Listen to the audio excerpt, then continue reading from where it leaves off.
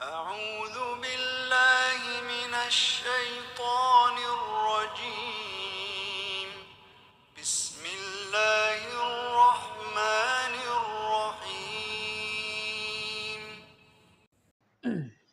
Assalamualaikum warahmatullahi wabarakatuh. Innal hamdalillah nahmaduhu wa nasta'inuhu wa nastaghfiruh wa na'udzu billahi min syururi anfusina wa min sayyiati a'malina. May yahdihillahu fala mudhillalah wa may yudlil fala hadiyalah. Asyhadu an la ilaha illallah wahdahu la syarikalah wa asyhadu anna Muhammadan abduhu wa rasuluh. Qala Allah Ta'ala ya ayyuhalladzina amanu taqullaha haqqa tuqatih wa la tamutunna illa wa antum muslimun. Fa inna saqal hadis kitabullah wa khairal hadi hadi Muhammad sallallahu alaihi wasallam wa syarrul umuri muhdatsatuha fa inna kulla muhdatsatin bid'ah wa kulla bid'atin dalalah wa kulla dalalatin finnar. Amma ba'd. Tuhan fidin asani Allah wa yakum. Kita pada kesempatan malam siang hari ini atau pagi hari ini di pagi hari ini alhamdulillah kita bisa bermajlis ilmu yang mudah-mudahan majlis yang diberkati oleh Allah Subhanahu wa taala, majlis yang bisa menghilangkan dan menghapus dosa-dosa dan kesalahan-kesalahan kita. Wa nafidina sanallahu wa yakum. Kita di kesempatan pagi hari ini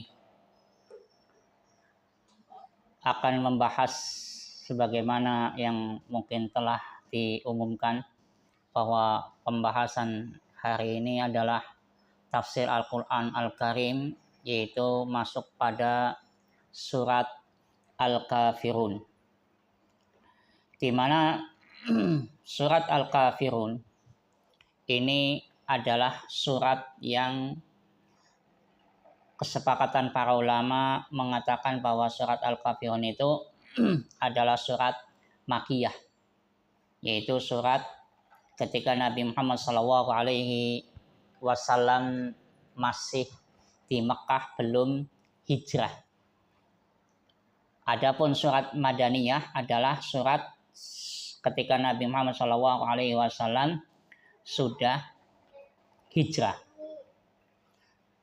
Nah, surat Al-Kafirun ini yaitu surat tadi apa? Makkiyah. Berarti surat ini turun ketika Nabi Muhammad SAW belum hijrah. Nah, ikhwan fillah asanallahu wa yakum. Di surat Al-Kafirun ini termasuk adalah surat yang mana Nabi Muhammad SAW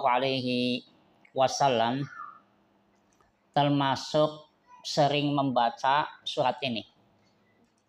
Jadi ada surat-surat pendek yang Nabi Muhammad SAW membacanya, yaitu apa? Surat Qul huwallahu ahad dan surat Qul ya ayyuhal kafirun. Bahwa surat Al-Kafirun ini Nabi Muhammad SAW sering membacanya pada qobliyah subuh, pada sunnah qobliyah subuh. Pada rakaat pertama Al-Kafirun, pada rakaat keduanya adalah Qul huwallahu ahad, Al-Ikhlas. Dan Nabi Muhammad SAW pun membaca surat Al-Kafirun adalah salah satunya ketika ba'diyah maghrib. Diriwayatkan qobliyah maghrib. Pun Nabi Muhammad SAW membaca surat Al-Kafirun pula. Kemudian kita tahu juga Nabi Muhammad SAW sering membaca surat Al-Kafirun adalah pada sholat witir. Ya, pada sholat witir maka Nabi pun membaca surat Al-Kafirun. Nah, yang jelas surat Al-Kafirun ini pun menjelaskan kepada kita bagaimana Nabi kita Muhammad SAW diperintahkan oleh Allah Subhanahu wa taala untuk mengikrarkan dan untuk mengumumkan bahwa prinsip ibadahnya orang mukmin dengan prinsip ibadahnya orang kafir itu jauh berbeda dan sangat berbeda. Kalau yang namanya berbeda berarti tidak bisa digabungkan. Ya. Nah, kita perhatikan surat Al-Kafirun dikatakan adalah dua surat ikhlas. Surat Al-Kafirun ini disebut juga salah satu dua surat Al-Ikhlas. Kenapa? Karena kalau surat Al-Ikhlas, Qul huwallahu ahad yang sering kita katakan itu juga surat Al-Ikhlas. Di dalamnya kita mengikhlaskan ibadah kepada Allah Subhanahu wa taala. Qul huwallahu ahad. Di dalamnya kita mengikhlaskan hanya Allah Subhanahu wa taala adalah Tuhan. Hanya Allah Subhanahu wa taala adalah ilah. Yang kita di situ as-somad, kita di situ menggantungkan diri. Maka di surat Al-Ikhlas pun di surat Al-Kafirun adalah juga disebut surat Al-Ikhlas karena apa? Di situ pula kita memurnikan ibadah kepada Allah Subhanahu wa taala. Jadi kalau kita ditanya di dalam Al-Quran ada dua surat ikhlas, Al-Ikhlas, maka jawabannya adalah Al-Kafirun dan Al-Ikhlas. Qul huwallahu ahad. Nah, kita perhatikan ikhwan fillah azanillahu wa iyyakum. Di sini Allah Subhanahu wa taala mengatakan kepada Nabi Muhammad sallallahu alaihi wasallam, "Qul," katakanlah wahai Muhammad. Artinya apa?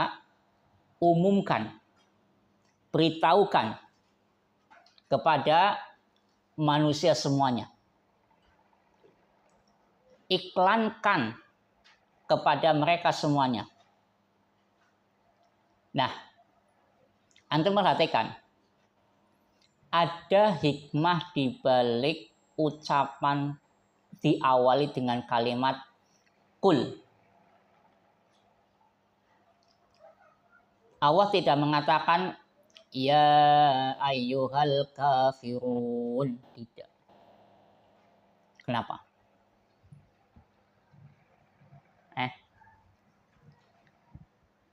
Kenapa? Tapi Allah katakan kul ya ayyuhal kafirun.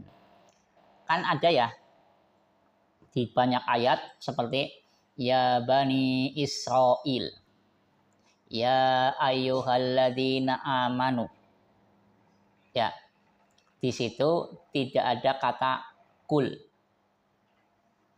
Tapi di ayat ini Allah mengawalinya dengan kalimat Qul ya ayyuhal kafirun. Allah tidak langsung menurunkan ayat dengan kalimat ya ayyuhal kafirun. Tidak. Apa sebabnya? Apa sebabnya? Salah satu sebabnya, yang pertama, kalau seandainya Allah langsung menurunkan ayatnya dengan kalimat ya ayyuhal kafirun, maka yang pertama orang-orang kafir di zaman Nabi Muhammad SAW itu tambah murka, tambah jengkel. Ya.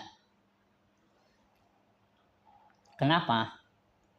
Karena dalam benak mereka yang namanya kafir itu adalah sesuatu yang buruk.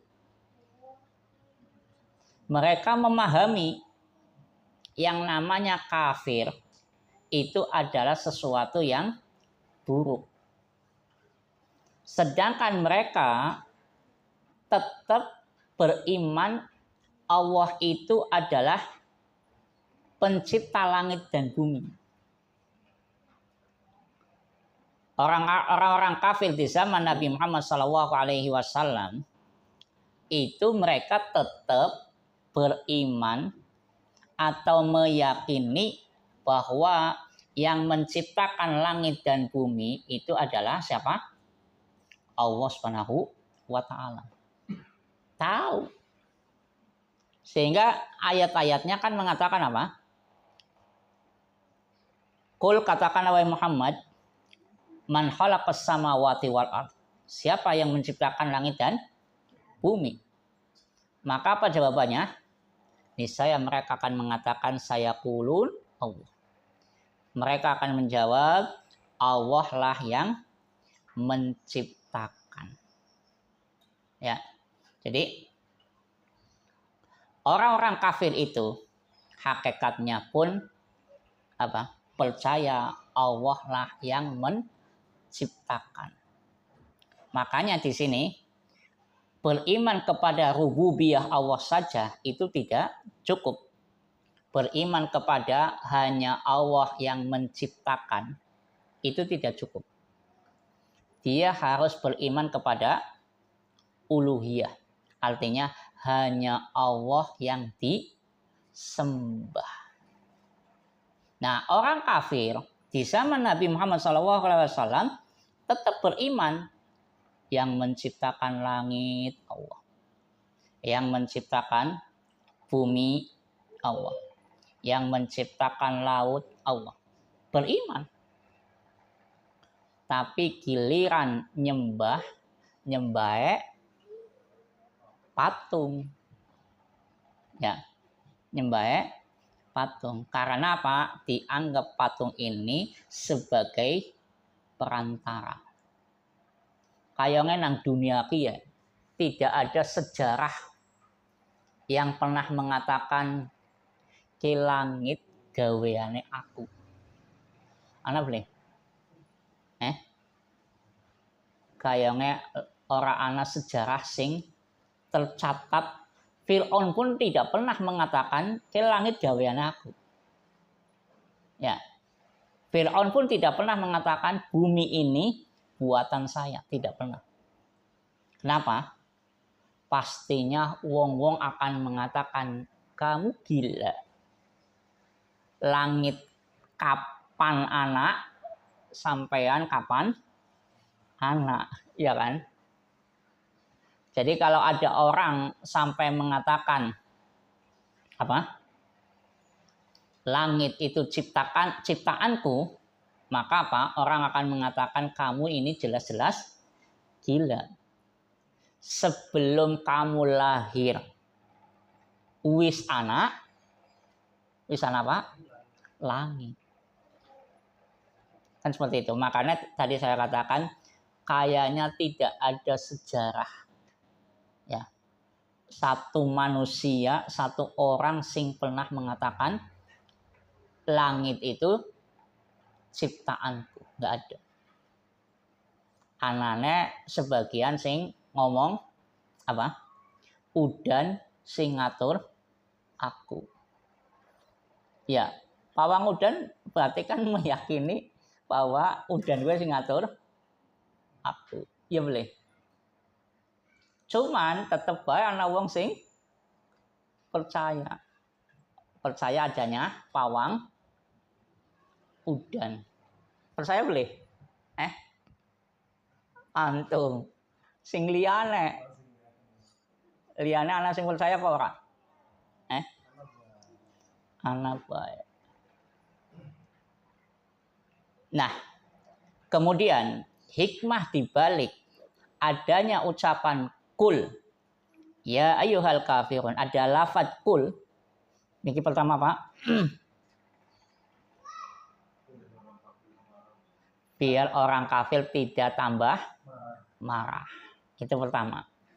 Yang kedua, ayat ini menunjukkan bahwa Nabi Muhammad SAW betul-betul seorang Rasul, seorang Nabi. Karena Nabi disuruh oleh Allah untuk mengumumkan. Kul, katakanlah wahai Muhammad, engkau adalah Rasul, katakanlah kepada semua umat, semua orang yang kafir itu, bahwa engkau ini adalah Pak, seorang Rasul, utusan Allah. Maka umumkan bahwa la a'budu ma ta'budun. Katakan kepada orang-orang kafir itu, la a'budu ma ta'budun. Aku tidak akan nyembah apa yang kalian sembah. Katakanlah, aku tidak akan nyembah. Karena ayat ini salah satunya adalah apa? Adanya keinginan orang-orang musyrikin dan orang-orang kafir untuk adanya MOU. Nabi dan para pengikut-pengikutnya dengan orang-orang kafir dan orang-orang musyrikin dan para pengikutnya, yuk gawe MOU perdamaian. Apa MOU perdamaiannya? Ben sama-sama enak, ya. Setengah tahun nyembah berhala, setengah tahun nyembah Allah. Yo, MOU jadi damai. Ben aja ribut baik misalnya. Ya. Sehingga Pak bikin umat Islam, Nabi Muhammad dan para pengikutnya setengah tahun nyembah, pada bayi nyembah kayak kita orang ini nyembah berhala. Nanti setengah tahun berikutnya kami pun akan nyembah seperti kalian nyembah. Nah, maka Allah umumkan ini toleransi sing apa? Salah kaprah. Nah, jadi wong-wong liberal harusnya memahami ayat ini. Ya. Wong-wong salah satunya kan wong-wong liberal. Mereka itu pengen menyamakan semua agama. Ya boleh. Dianggap semua agama sama. Wong Yahudi ya punya Taurat dari Allah kata mereka. Wong Injil ya punya wong Nasrani punya Injil menurut mereka, sama-sama agama Allah kata mereka. Tapi yang jelas ini adalah akidah yang salah kaprah. Tetap beda. Islam dengan Yahudi, dengan Nasrani, dengan musyrikin tetap beda. Dan inilah yang harus kita tanamkan kepada kita semuanya dan kepada keluarga kita. Bahwa Islam itu harga mati. Ya. Aja cuman sekedar NKRI, tapi betul-betul Islam pun adalah harga mati. tidak boleh dan kita naudzubillah ada apa? Gampang tergoyahkan akidahnya naudzubillah. Hanya karena apa? Hanya karena apa? Ekonomi. Banyak orang yang naudzubillah berubah akidahnya karena apa? Ekonomi. Sehingga zaman sekarang ini adalah zaman yang memang harus pengkokohan akidah. Mengkokohkan akidah. Itu betul-betul sesuatu sing kudu. Ngaji itu sebuah keharusan. Ngaji ini adalah sebuah keharusan. Karena ketika seseorang jauh dari ngaji, jauh mengenal Allah, maka apa yang terjadi? Akhirnya semakin melupakan Allah, semakin melalaikan Allah, dan tidak lagi mengagungkan Allah Subhanahu wa Ta'ala. Tapi ketika seseorang ngaji, maka dia pun akan tahu apa tujuan hidupnya dia di dunia ini. Ketika seseorang ngaji, dia akan tahu dan disadarkan bahwa dunia ini adalah sementara. Coba, wong ning orang ngaji. Yang terjadi adalah apa?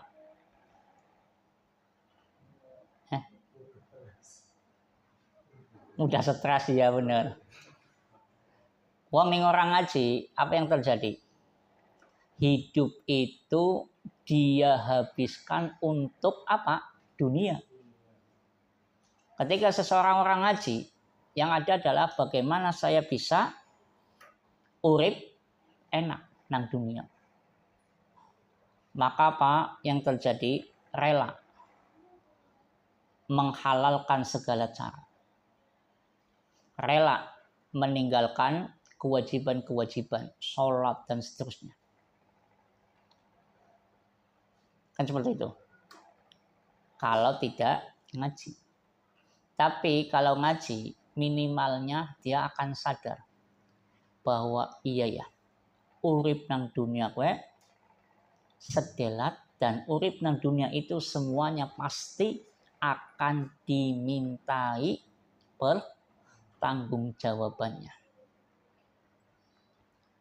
Dia tahu di pengajian pasti dibacakan ayat-ayat Allah. Ya, kalau di pengajian pasti dibacakan ayat-ayat Allah. Uang bisa teka maning konser.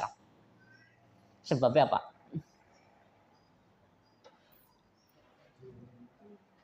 Bisa uang teka maning konser. Sebabnya pengen krungu suarane artis. Pengen krungu suarane artis. Padahal di pengajian kita akan mendengar suara atau firman Allah Subhanahu wa Ta'ala. Membaca firman Allah satu huruf dapat berapa? Satu pahala kali 10. Logikanya kan berarti kalau seseorang datang ke konser hanya pengen mendengar suara, ya kita di majelis ilmu kita mendengar tentang firman Allah Subhanahu wa Ta'ala dibacakan, mendengar hadis-hadis ucapan Nabi diucapkan, kan berarti ada rasa kerinduan. Oh iya ya, ucapan Nabi dibacakan. Kan seperti itu. Penyanyi kira-kira rata-rata gawe lagu dewek apa ora? Ora. Mesti ana sing gawe lagune, kata-katanya. Ya kan? Nah, Sedangkan dalam pengajian jelas ada apa? Tadi lafaz-lafaz Allah, ayat-ayat Allah dibacakan. Hadis-hadis ucapan Nabi Muhammad SAW disebutkan dan seterusnya. Nah, kembali di antara sebab daripada turunnya ayat ini adalah karena tadi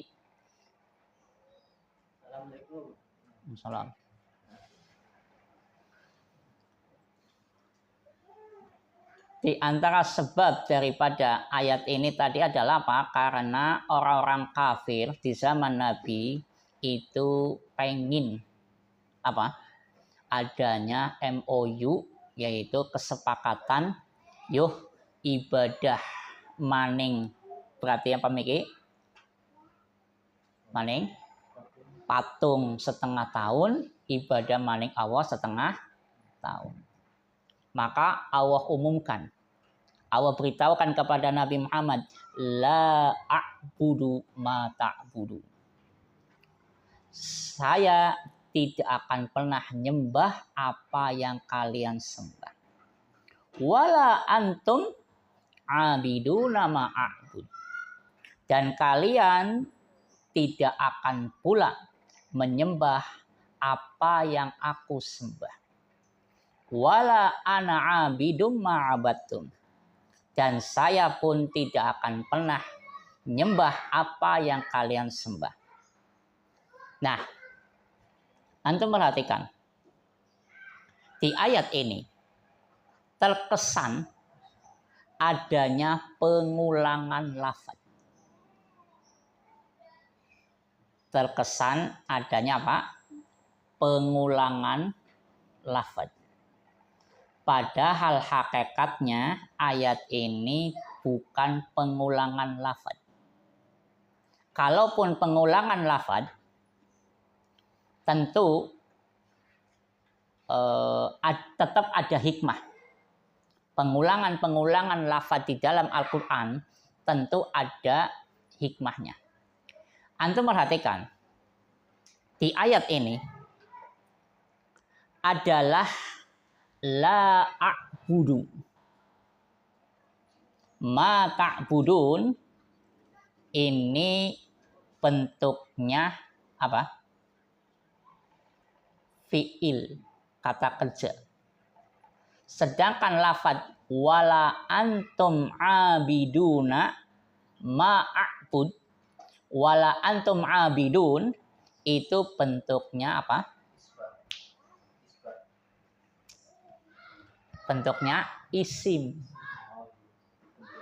Abid bentuknya isim. Belajar bahasa Arab ya. Nah, kalau a'bud itu bentuk fi'il mudhari. Ta'budun adalah bentuk fi'il mudhari. Sedangkan wala antum abidun itu adalah isim fa'il. Bedanya apa? Bedanya kalau fi'il mudhari atau kata kerja mudhari itu adalah bentuk menunjukkan hal sekarang. Maka diartikannya la a'budu ma ta'budun. Saya sekarang tidak akan nyembah apa yang kalian sekarang sembah. Mudah enggak? Itu arti pertamanya. Karena la a'budu ma ta'budun itu fi'il mudhari. Maka artinya la a'budu ma ta'budun, saya tidak nyembah sekarang, saya tidak nyembah apa yang ma ta'budun kalian sekarang sembah. Baru giliran wala antum abidun, dan kalian tidaklah abidun, tidaklah akan nyembah.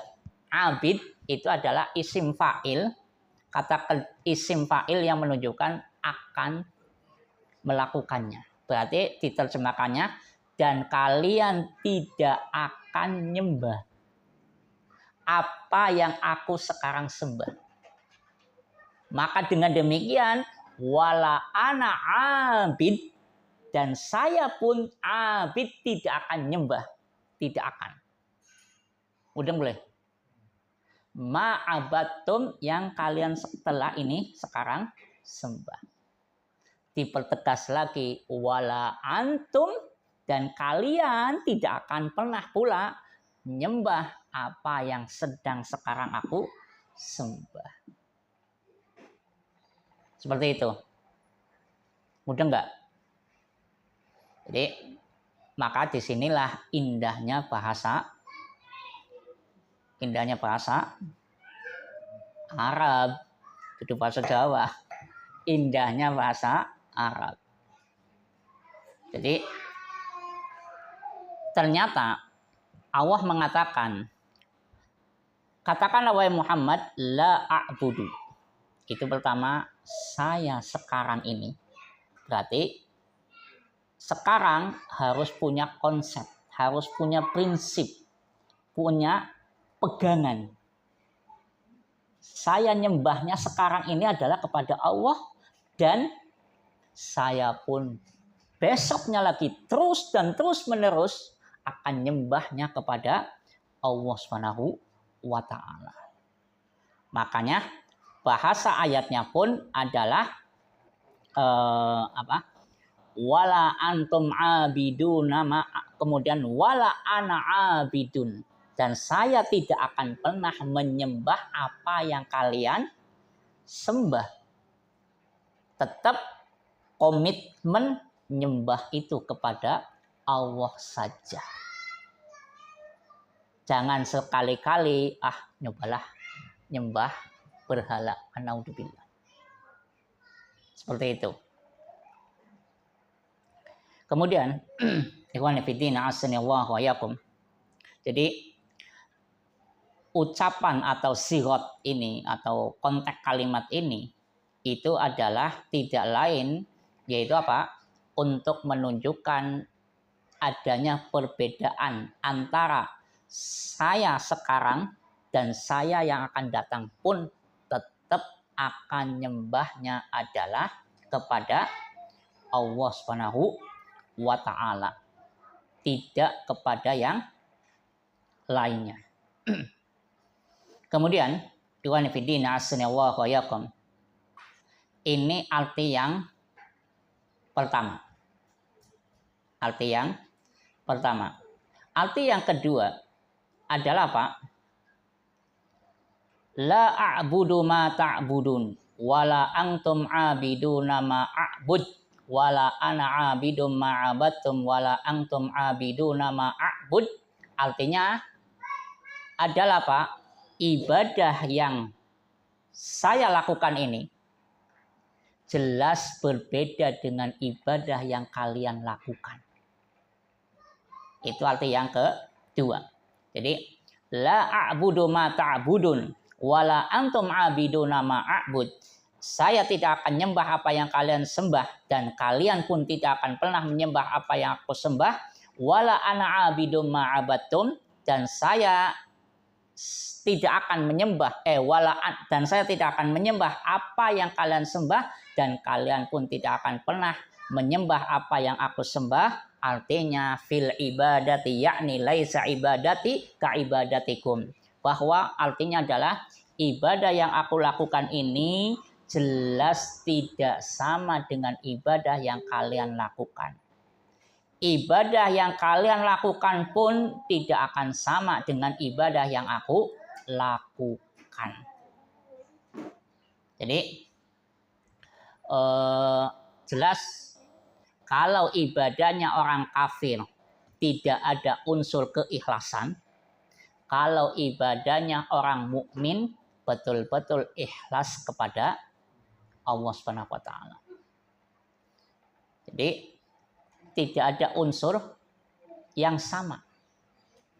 Kalau ibadahnya orang mukmin betul-betul mengagungkan Allah, kalau ibadahnya orang kafir mengagungkan berhala. Berarti ai fil ibadati yakni laisat ibadati ka ibadatikum. Bahwa ibadahku ini jelas tidak sama dengan ibadah yang kalian lakukan. Dan ini pun prinsip.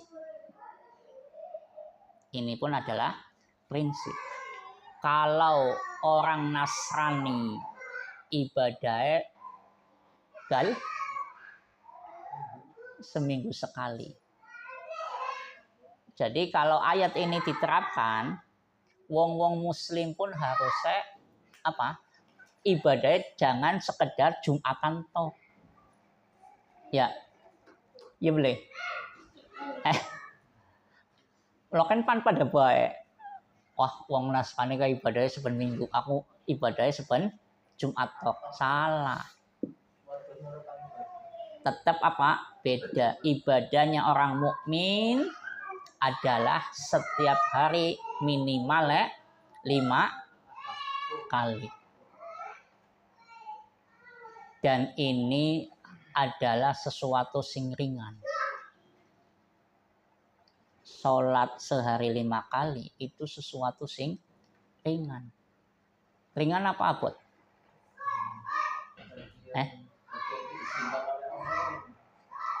Bagi yang diizinkan oleh Allah ringan.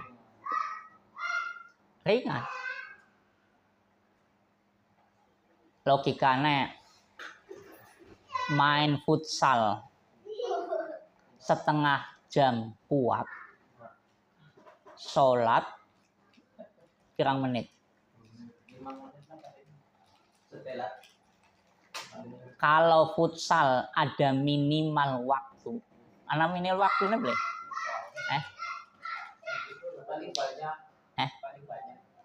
Iya, minimal waktu. Futsal 1 jam, Madul. Bener.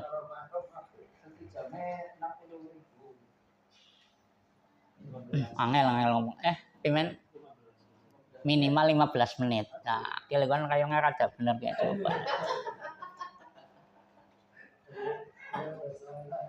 Futsal minimal 15 menit. Sholat tidak ada batas minimal. Ya. Jadi pan sholat ternyata kalaupun 1 rakaat 1 menit, 2 rakaat 2 menit tuh. Kalaupun ada orang sholat baca Al-Fatihah tok, sah apa ora? Sah. Kira-kira kalau baca cuman surat Al-Fatihah tok, sholat 2 rakaat misalnya, ya. Jangan sholat subuh tadi dianjurannya dawa. Sholat sunnah, ya. Sing cuman rakaat pertama baca Al-Fatihah, rakaat kedua pun baca Al-Fatihah tok. Sah apa tidak? Sah. Kira-kira butuhnya pirang menit kowe? Yang ora 5 menit. Bisa jadi cuman semenit setengah nih rampung wis. Ya wis 2 menit yang tawar-tawaran. Artinya apa? Sedelat.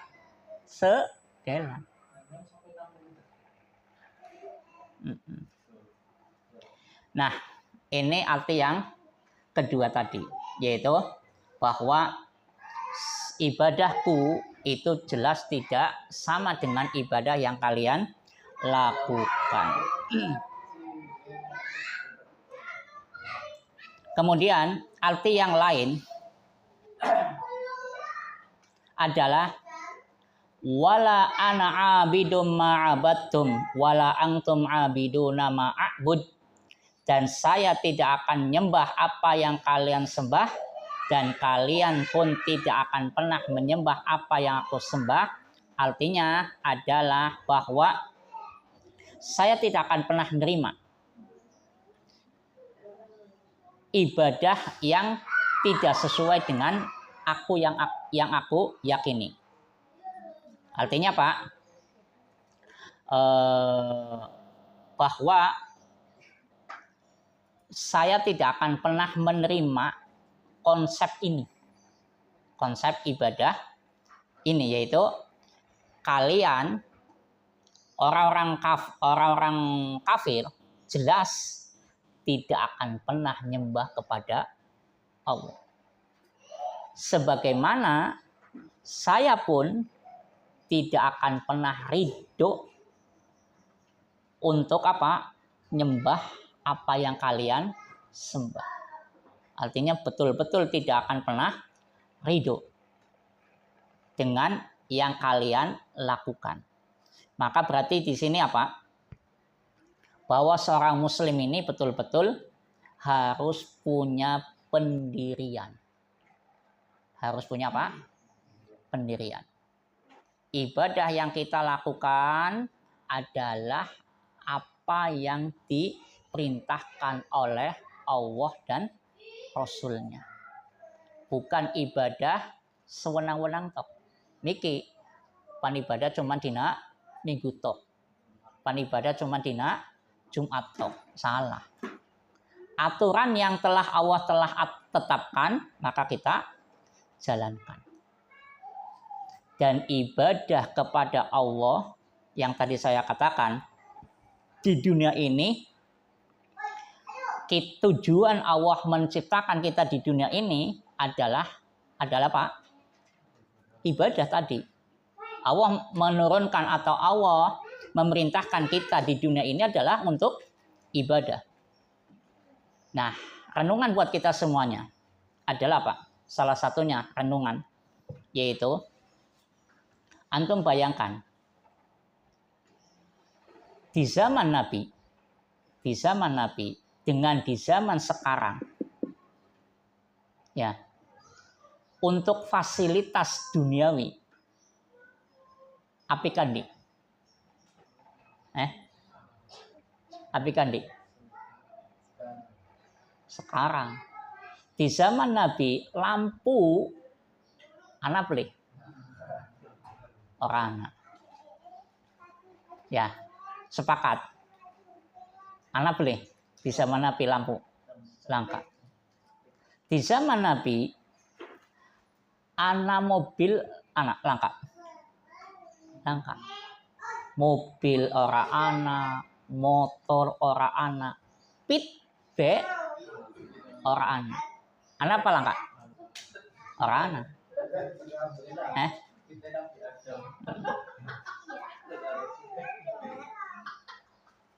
Di zaman Nabi HP jelas langka, TV jelas langka, ya kan? Bahkan bisa jadi tembok yang sekarang ini antum di sini itu bisa jadi lebih baik daripada tembok di zaman Nabi. Cuman antum lihat Allah menurunkan ayat alhaakumut takasur. Artinya apa coba? Artinya apa? Alhaakumut takasur. Artinya apa?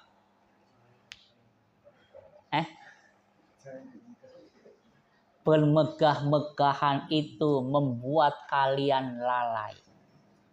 Hatta zultumul maqabir, kecuali kalau sudah sampai masuk ke kuburan baru sadar. Bayangkan Allah menurunkan ayat alhaakumut takasur di saat fasilitas duniawi setitik nemen.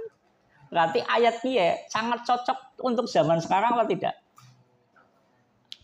Amri.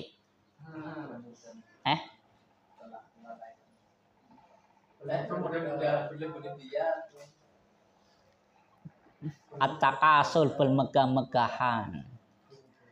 Alhaakumut takasur bermegah-megahan, berlebih-lebihan atau berbanyak-banyakan dalam harta membuat kalian lalai. Padahal zaman Nabi miki laptop ya ora ana, lampu ya ora ana, ya, TV ora ana. Iya radio langka. Tapi ternyata Allah menurunkan ayat ini. Kira-kira sing diunggulkan apa di zaman itu? Coba. onta merah ya. Ya. Pesawat jet pribadi langka. Zaman saiki ana wong duwe pesawat jet pribadi. Ya. Tapi Masya Allah, Allah mengingatkan. Yang seperti itu saja, kayak mungkin bangga dengan punya onta merah. Tapi Allah sudah ingatkan, alhaqumut takasur. Aja sampai dunia itu membuat kita lalai. Makanya tadi ayat ini adalah apa? Konsepnya, prinsip kita adalah ibadah hanya kepada Allah. Gara-gara ekonominya mumet, sing akhirnya minta bantuannya maning jin. Ya. Sehingga ibadahnya bukan kepada Allah Subhanahu wa taala. Itu kan salah kaprah. Kan seperti itu.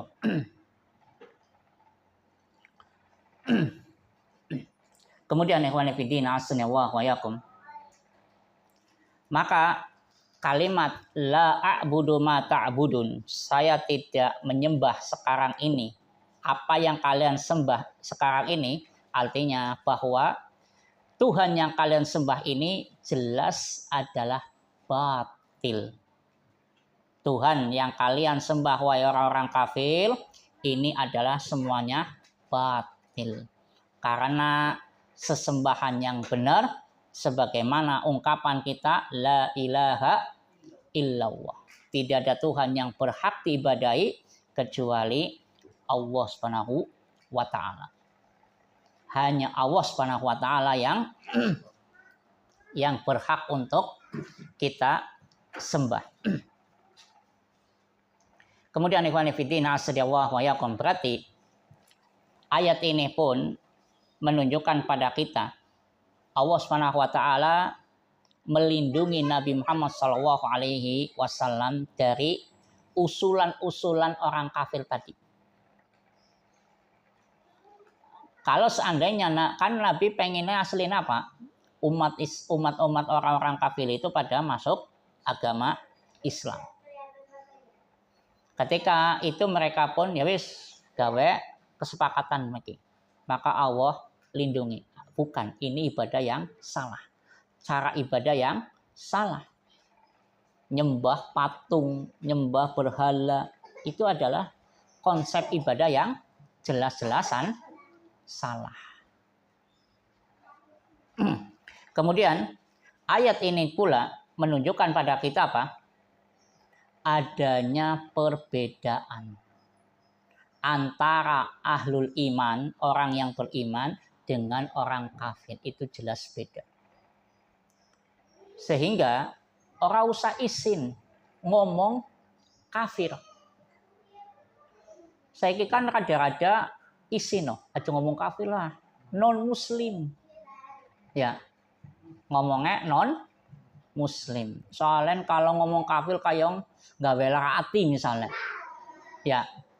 Sehingga dirubah dengan kalimat non muslim. Tidak. Allah yang memerintahkan kepada kita. Ya. Surat Al-Kafirun namanya surat Al-Kafirun, bukan surat non muslim. Ya. Sampai wani ngomong suratnya diganti surat non muslim. Wani apa ora? Ya kan? Allah sendiri menamakan Al-Kafirun. Bahkan tadi Allah pun memerintahkan kepada Nabi Muhammad supaya Nabi Muhammad mengumumkan. Qul, katakan Muhammad, umumkan. Ya ayyuhal kafirun. Wahai orang-orang kafir. Bukan wahai non-muslim. Sehingga siapa saja yang tidak beragama Islam maka dianggap kafir. Siapa saja yang tidak beragama Islam, baik dia Yahudi, baik dia Nasrani, baik dia Konghucu, baik dia Buddha, Hindu dan seterusnya, harus tegas. Ya ayyuhal kafirun. Wahai orang-orang kafir. ora usah pekewu. Ya kan? Ora usah Pak, pekewu, salah. Karena Pak, beda. Dan orang tadi adanya perbedaan jelas beda. Antara mukmin dengan orang kafir itu jelas beda. Sehingga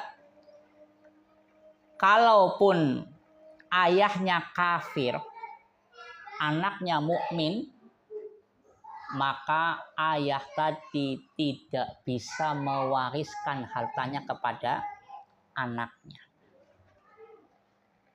Sebaliknya, kalau anaknya sing mati dhisit dan dia mukmin, maka ayahnya yang kafir ini pun tidak dapat warisan. Karena kalau sudah beda agama pun sudah tidak bisa saling bagi waris. Tidak bisa saling bagi waris.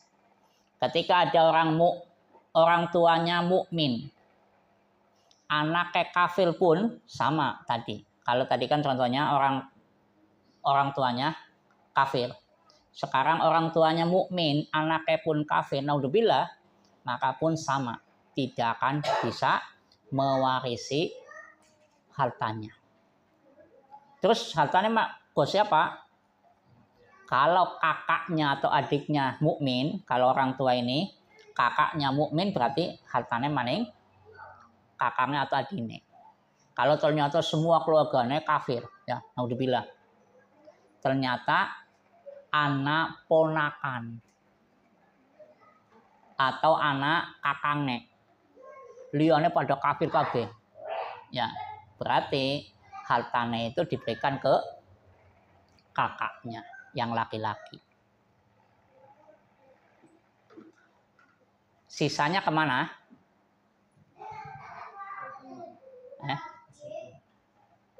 Sisanya ke negara. Kalau ternyata anak wong muslim, semua keluarganya kafir kabeh, kakangnya kafir, adine kafir, anaknya kafir, bapaknya kafir, mbahnya kafir, semua kafir kabeh. Hanya dia orang muslim. Makanya hartanya triliunan. Malingnya siapa?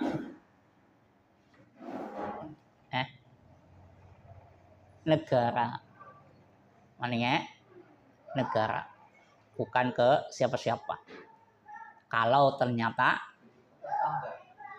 tetangga nggak ada hak waris. Soalnya kalau tetangga ente yang misalnya, tetap bayar oleh. Tetap bayar oleh.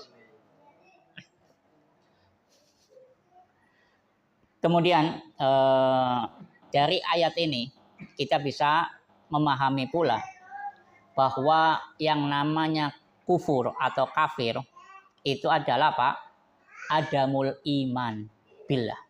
Yang namanya kafir itu adalah tidak ada iman kepada Allah dan Rasulnya. Walaupun tadi dianggap beriman rububiyah, tapi tidak beriman kepada uluhiyah, tetap dianggap tidak beriman. Tetap dianggap tidak beriman. Siapa yang tidak beriman kepada Allah dan siapa yang tidak beriman kepada Rasulnya, maka disebutlah pada diri dia adalah kafir. Seperti itu. Baik itu mungkin kafir karena unsur ragu-ragu. Misalnya anak wong ragu-ragu, lo kan iya sih anak hari kiamat. Misalnya, lo kan iya sih akan terjadi hari kiamat. Ada keraguan yang seperti ini, maka ini disebut apa? Kufur syak, yaitu kufur karena unsur keraguan-raguan. Unsur apa? Keraguan-raguan. Atau baik itu kufur kaitannya dengan pendustaan. Dia sama sekali mendustakan, sama sekali betul-betul mendustakan adanya hari kiamat. Itu disebut pula kufur. Bentuk kekufuran. Atau kufur yang dilakukan oleh iblis. Apa kufur yang dilakukan iblis? pembangkangan, penolakan.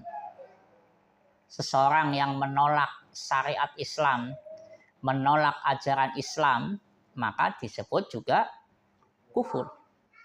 Tidak mau menerima ajaran Islam, tidak mau menerima sholat, bahkan membencinya dan seterusnya, maka bisa jadi disebut kufur. Dan inilah kufur-kufur yang memang keluar dari Islam, kufur yang besar. Seperti itu. Kemudian kita lihat di ayat ini pula adalah lakum dinukum waliyadin. Bagi kalian agama kalian dan bagiku agamaku. Nah, makanya ayat ini hakikatnya tadi memperkuat tentang prinsip yang harus kita pegang sampai akhir hayat kita. Ayatnya kan wala tamutunna illa wa antum muslimun. Dan janganlah kalian mati kecuali dalam keadaan membawa Islam, agama Islam.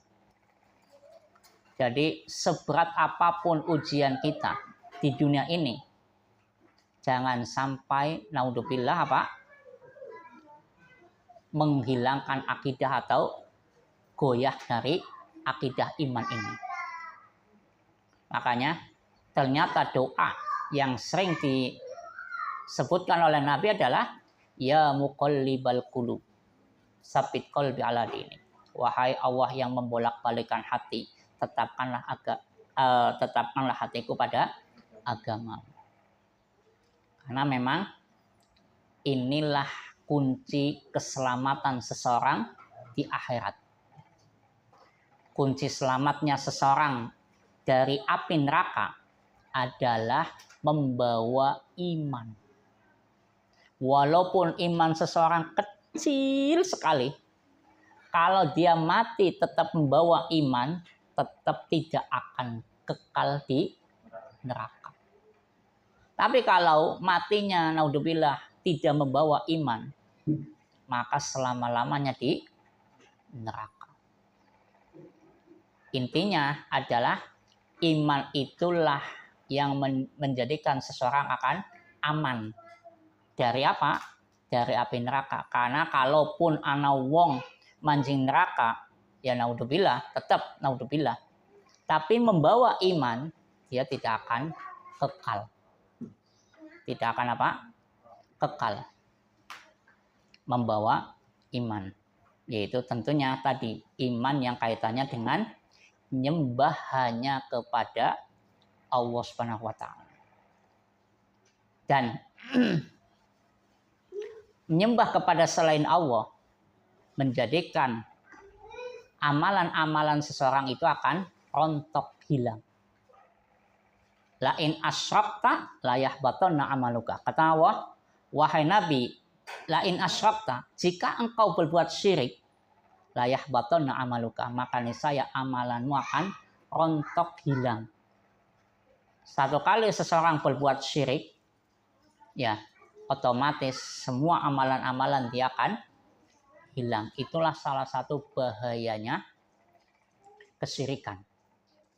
Bahaya daripada apa? Syirik menyekutukan Allah Subhanahu wa taala. Karena logikanya Allah yang memberikan rizki kepada kita, kenikmatan-kenikmatan kepada kita, maka hanya kepada Allah pula lah kita bersyukur dan ibadah. Maka kenapa perbuatan syirik itu menjadi dosa besar ini?